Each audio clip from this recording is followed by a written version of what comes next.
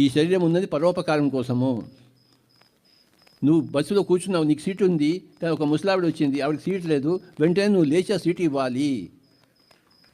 నువ్వు ఇవ్వలేదనుకో, అలానే కూర్చున్నావు అనుకో, ఇంకో జన్మ నీకు తప్పదు. ఆ చిన్న పని నువ్వు ఆ పాఠం నేర్చుకోకపోవడం వల్ల నువ్వు ఇంకో జన్మ ఎత్తాల్సి వస్తుంది. ఆ ముసలావిడ వచ్చినప్పుడు వెంటనే నువ్వు లేచి ఒక్క క్షణం కూడా ఆలస్యం చేయకుండా రామ్మ కూర్చో అని చెప్పేసి నువ్వు నుంచోవాలి. ఈ పాఠం నేర్చుకోవాలి మనం. ఎన్ని పాఠాలు నేర్చుకోవాలో. భోంచేసేటప్పుడు మెతుకులు కింద పడచ్చా? నువ్వు మెతుకులు కింద పడేస్తూ భోంచేసావనుకో, నీకు ఇంకో జన్మ తప్పదు. మీ ఇష్టం అనక. నల్లా తిప్పేసి వదిలిపెట్టి వెళ్ళిపోయావు అనుకోండి, నీళ్ళు పోతున్నాయి, ఇంకో జన్మ తప్పదు.